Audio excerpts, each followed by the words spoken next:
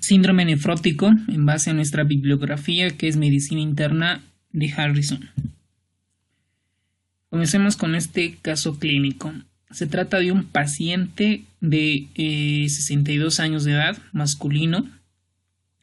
Como antecedentes tiene una enfermedad coronaria, antecedentes de tabaquismo, 36 paquetes año. Debemos recordar cómo sacar el índice tabáquico, cuál es el valor normal y sus interpretaciones correspondientes.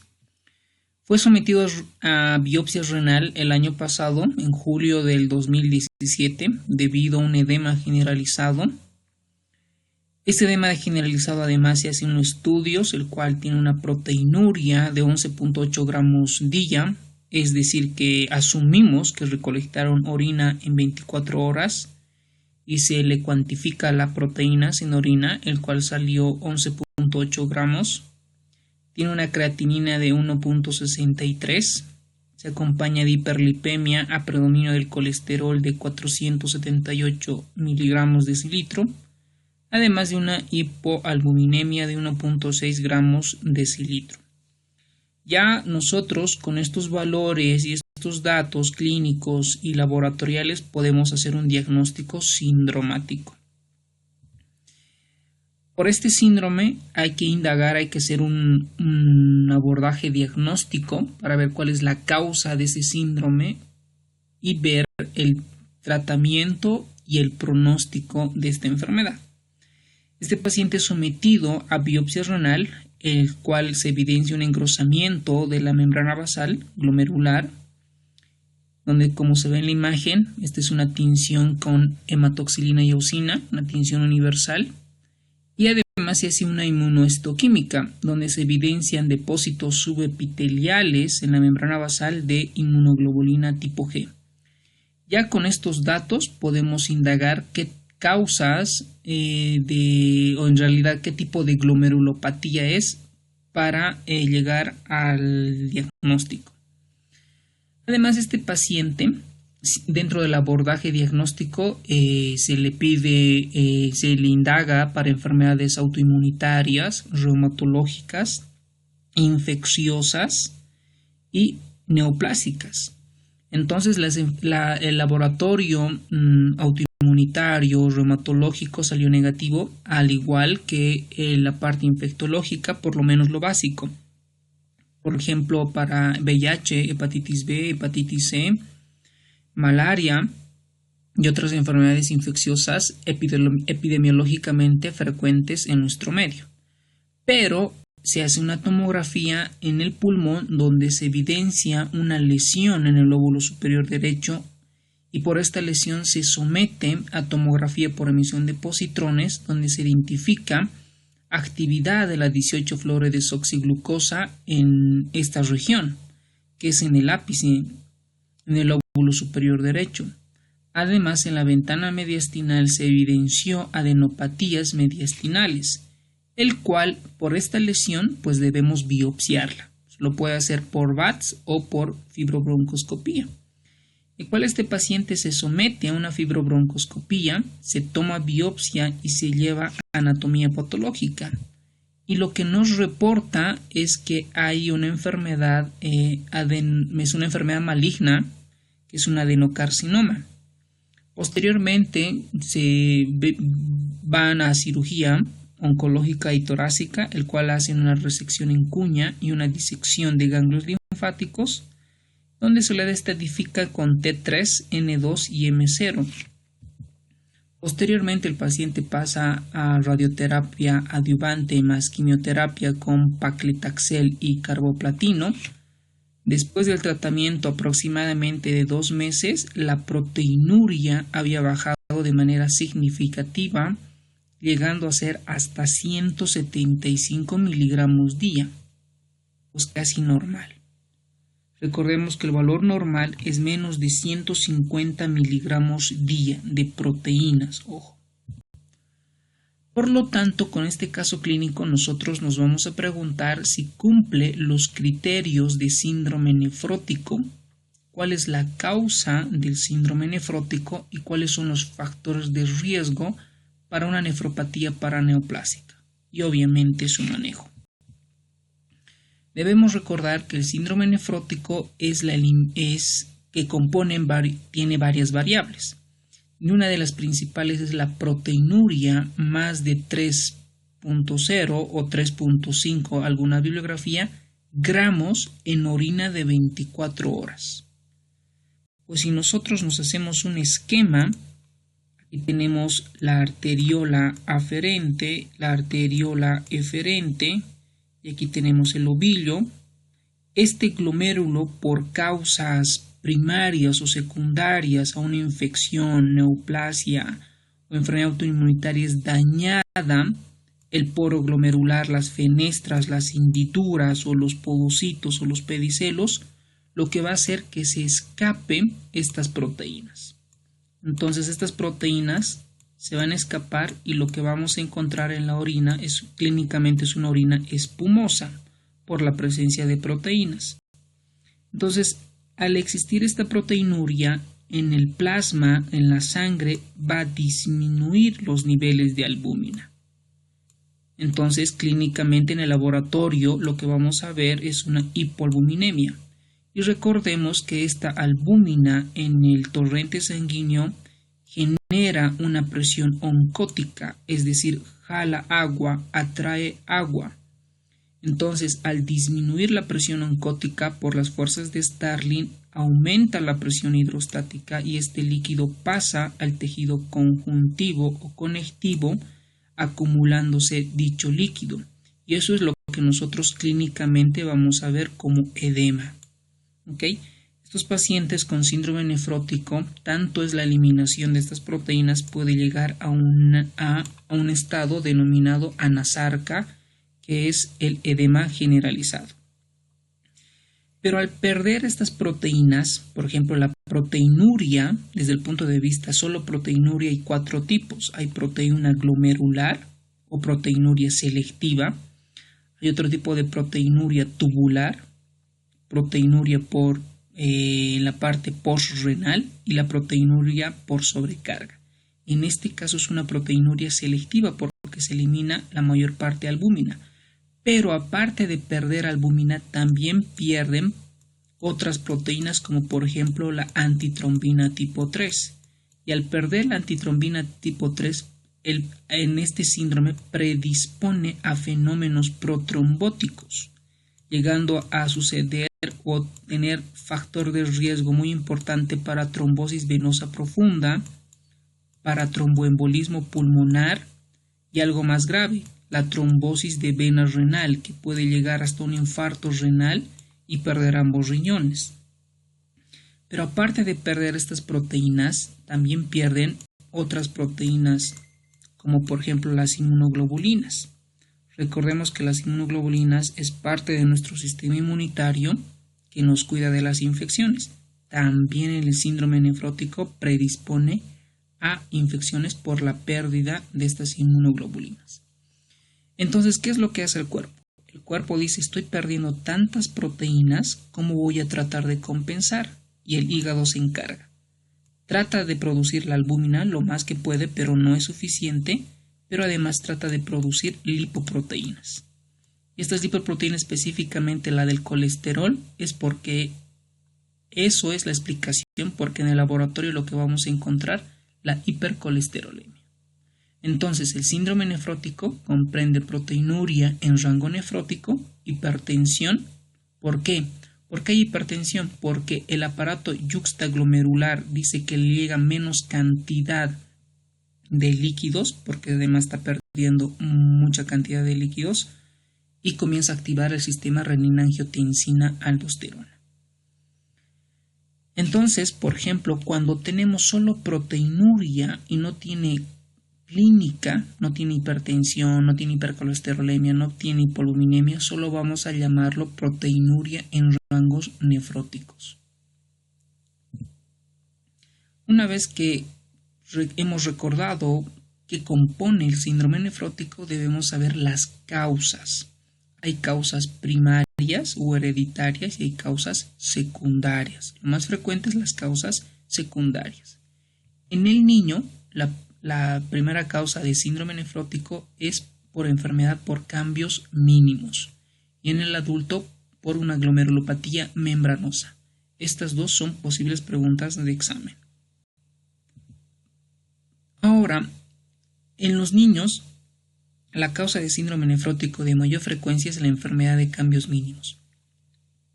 Estas pueden ser primarias o secundarias a alguna u otra enfermedad, como por ejemplo la enfermedad de Hodgkin, alergias y AINES. ¿Qué es lo que vamos a encontrar en la patología? En la biopsia, pues no vamos a encontrar una lesión obvia.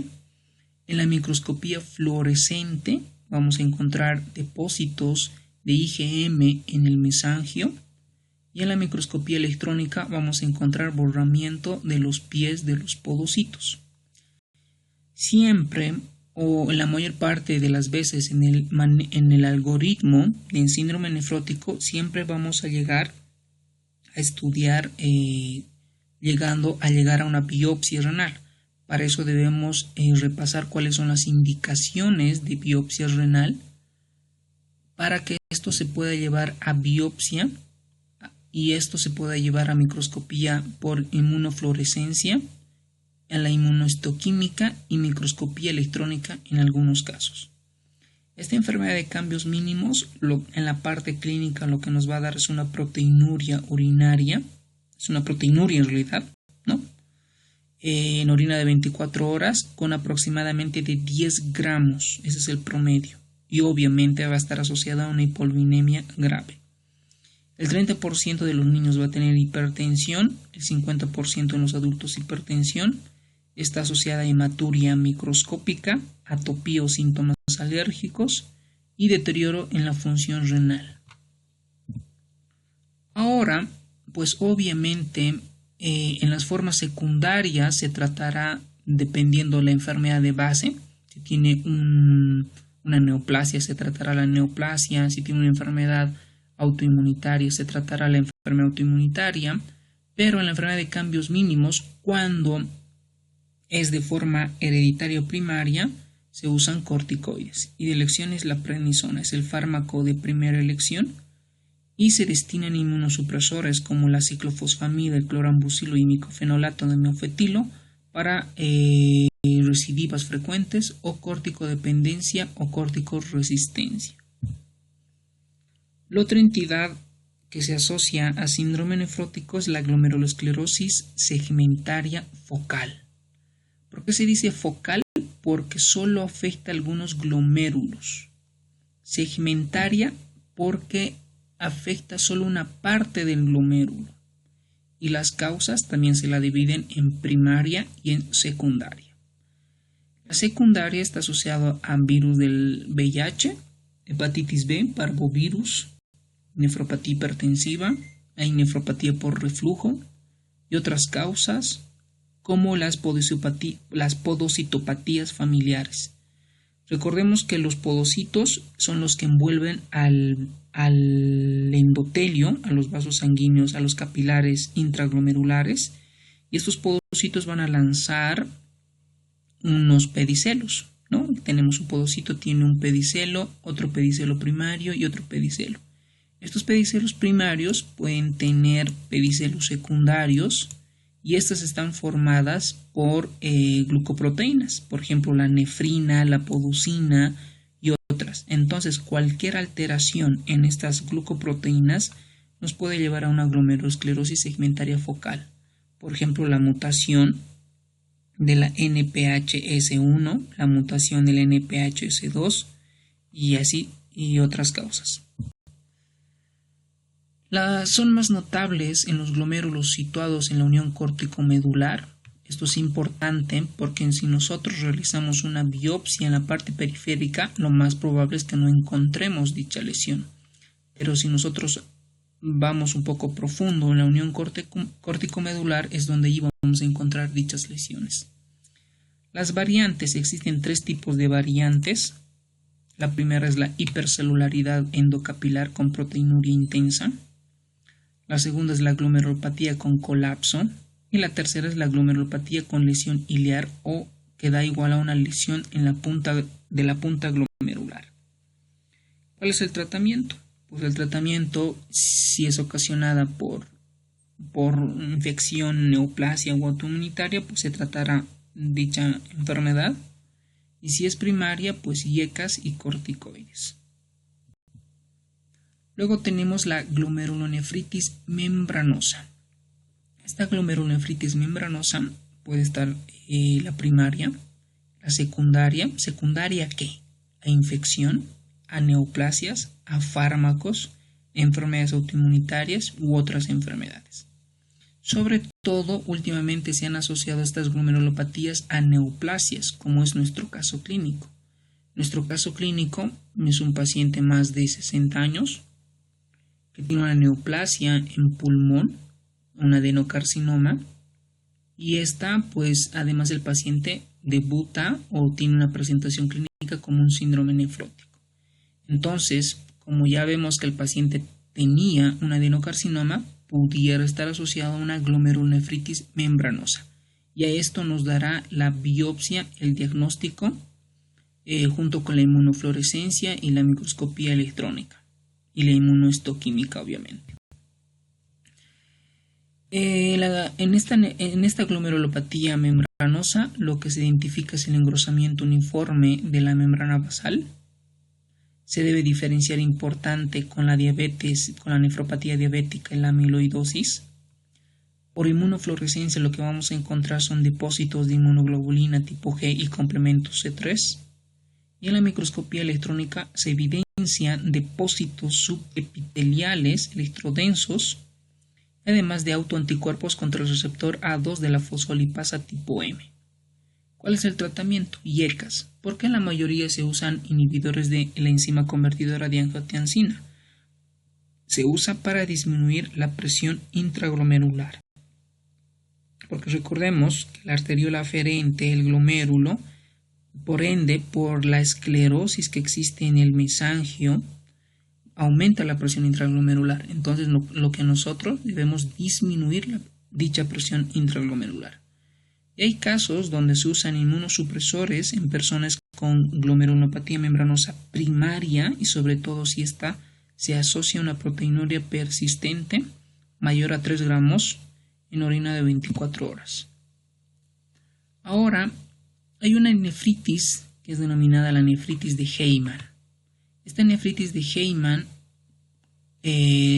como antígeno, se ha identificado que se encuentra en el mesangio, un superantígeno que se comporta como un superantígeno. Y esta es la famosa megalina. Esta megalina se comporta como antígeno y los anticuerpos se van a ir a depositar en el mesangio, ocasionando una nefritis de Heymann. Ahora vamos a la nefropatía diabética. Pues para que exista nefropatía diabética, pues debe pasar una cantidad de meses y años para tener esta nefropatía diabética. Y posible pregunta de examen es que se van a formar una glomerulosclerosis nodular. Miren ustedes acá, esta es la cápsula de Bowman, el espacio de Bowman, la capa visceral que está formada por los podocitos. Y en la parte por fuera de los glomérulos del endotelio, de los vasos sanguíneos, de los capilares en realidad, existe esta esclerosis nodular. No es nada más que la proliferación, que la mesangiolisis precoz, que se va a formar como nódulos de Kilmeyston-Wilson. Entonces, como posible pregunta de examen, por lo menos en nuestros simulacros, es que los nódulos de Kilmeyston-Wilson, ¿a qué corresponden?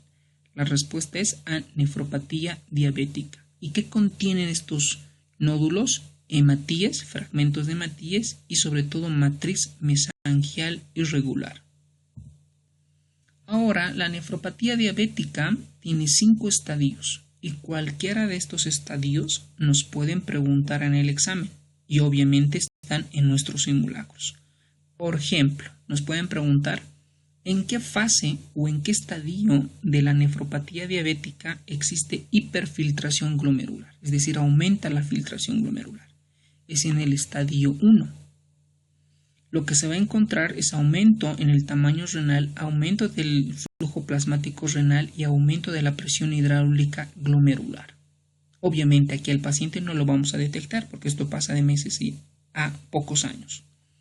El estadio 2 hay una lesión renal sin signos clínicos, porque lo que nosotros vamos a encontrar al microscopio electrónico es un aumento en el espesor de la membrana glomerular basal y puede existir microalbuminuria, pero en el ejercicio, pues obviamente tampoco acá lo vamos a encontrar al paciente.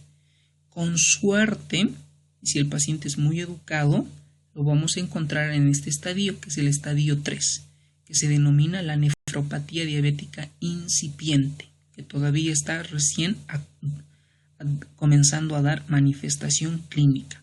¿Y cómo lo vamos a sospechar? Pues al paciente le pedimos que nos dé una muestra de orina y con un ya tipo cartoncitos que marcan albúmina, se hace la muestra y ahí nos va a decir si tiene albúmina o no tiene albúmina. Entonces, cuando hay un valor entre 30 a 300 miligramos de decilitro, a eso se denomina microalbuminuria. ¿Por qué es importante la microalbuminuria? Porque es un factor de riesgo independiente para enfermedad cardiovascular. Y aquí, ¿qué es lo que vamos a encontrar? Un aumento en la presión arterial y una disminución en el filtrado glomerular. Esto es muy importante. En el examen nos pueden preguntar, o en nuestros simulacros, la microalbuminuria clínica. Esta microalbuminuria, ¿en qué estadio de la nefropatía diabética se encuentra? En el estadio 3.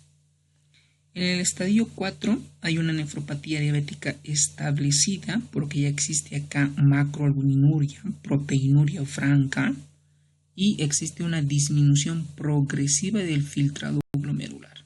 Lamentablemente, la mayoría de nuestros pacientes acá en Bolivia pues están en este estadio entre 3 y 4, sobre todo 4 y a veces 5. El estadio 5 ya es una insuficiencia renal terminal. Acá ya hay proteinuria persistente y un aumento de creatinina más de 2 miligramos de decilitro. Y obviamente está asociada a retinopatía. Vamos a repasar estos términos.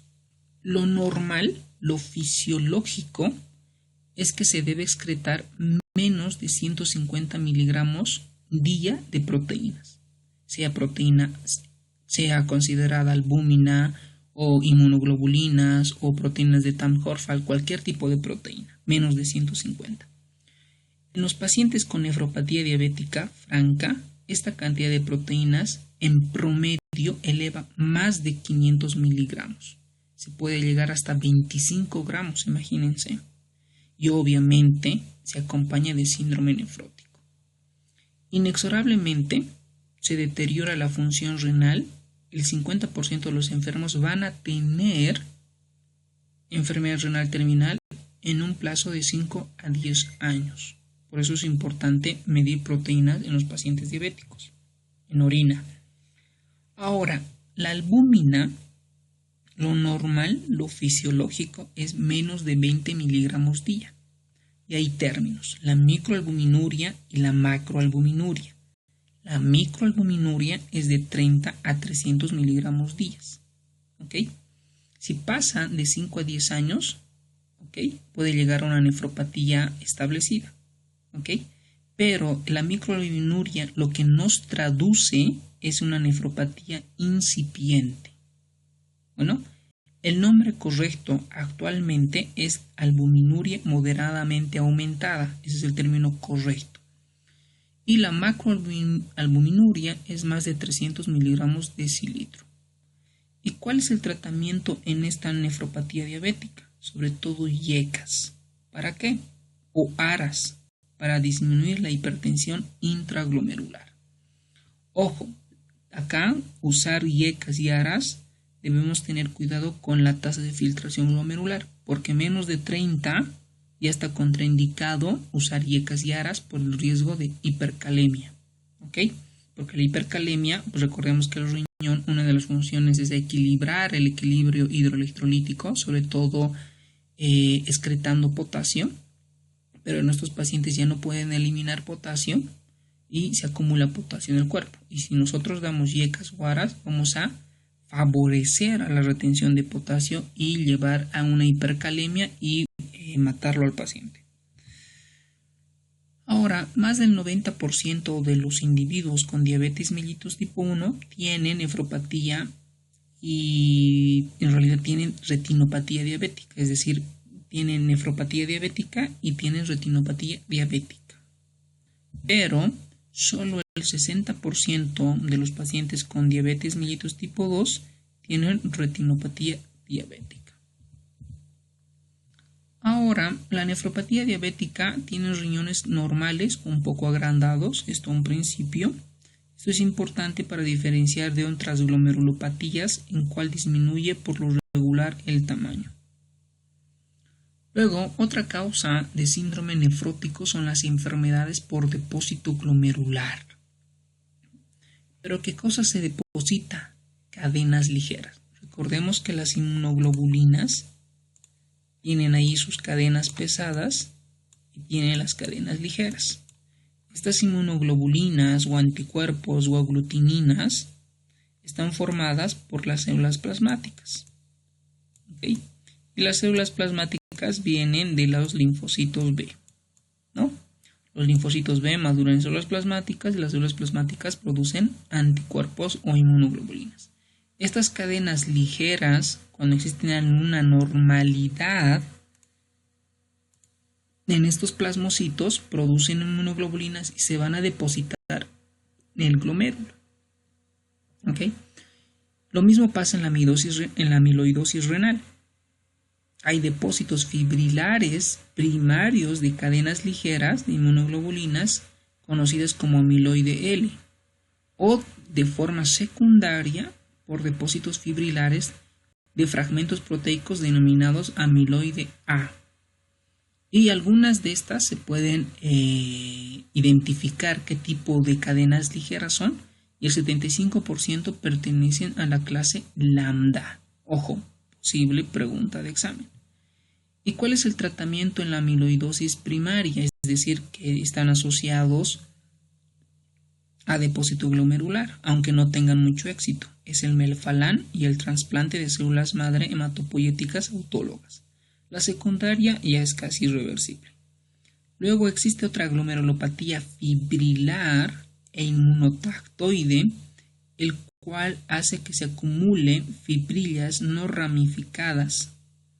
¿Y qué es lo interesante de esto? Que la tinción de rojo Congo es negativa. ¿Por qué? Recordemos, para detectar amiloidosis renal necesitamos a esta biopsia hacer una tinción especial, que es el rojo Congo. Recién voy a poder identificar la amiloidosis renal. La enfermedad de Fabry es una enfermedad innata ligada al cromosoma X porque hay una anormalidad en el metabolismo de la globotriosilceramida, porque existe una deficiencia de la galactosidasa alfa lisosómica. Por lo tanto, si hay deficiencia, el tratamiento es la administración de galactosidasa alfa obtenida por ingeniería médica, y este metabolito se va a depositar en vasos sanguíneos, corazón, encéfalo y riñones, ocasionando glomerulopatías. Y algo importante, acá se debe usar el microscopio de luz polarizado para obtener cuerpos grasos ovales y glóbulos glucolípidos birrefringentes, que son llamados cruz de Malta. Los síndromes pulmonar y renal, el más frecuente es la enfermedad antimembrana basal glomerular, el cual, si es que se asocia a hemoptisis o a un compromiso respiratorio, se denomina el síndrome de Goodpasture. Luego tenemos el síndrome de Alport, que es asociado con hematuria, adelgazamiento y dehiscencia de la membrana basal. Está asociado al lenticono de la cápsula anterior del cristalino, al retraso mental y a la leiomiomatosis, porque existen mutaciones en el colágeno alfa 5. Y luego existe otra enfermedad, que es la enfermedad por adelgazamiento de la membrana basal glomerular, o su otro nombre es la hematuria familiar benigna. Luego tenemos el síndrome ónico-rotuliano, que no es nada más que osteofitus ilíacos en pelvis. Ahí existe una displasia en extremidades, también en rótula, hay una displasia rotuliana, también en codos y en uñas, que se vincula a una hipoacusia neurosensorial, glaucoma y anormalidades en la membrana basal. Los síndromes glomerulovasculares tenemos la nefropatía aterosclerótica, la hipertensiva, émbolos por colesterol, la enfermedad drepanocítica y las microangiopatías trombóticas. Dentro de estas microangiopatías trombóticas tenemos la púrpura trombocitopénica trombótica y el síndrome hemolítico urémico. Bueno, estas son las respuestas a nuestro caso clínico. ¿Cumple los criterios del síndrome nefrótico? Sí. ¿Cuál es la causa del síndrome nefrótico? La neoplasia sólida pulmonar, en este caso el adenocarcinoma. ¿Cuáles son los factores de riesgo para nefropatía paraneoplásica? La edad más de 65 años y el tabaquismo más de 20 paquete años. ¿Cuál es el manejo? Pues tratar la causa. Si este paciente, por ejemplo, este caso clínico tuviera alguna emergencia u urgencia dialítica, pues se hace el soporte renal.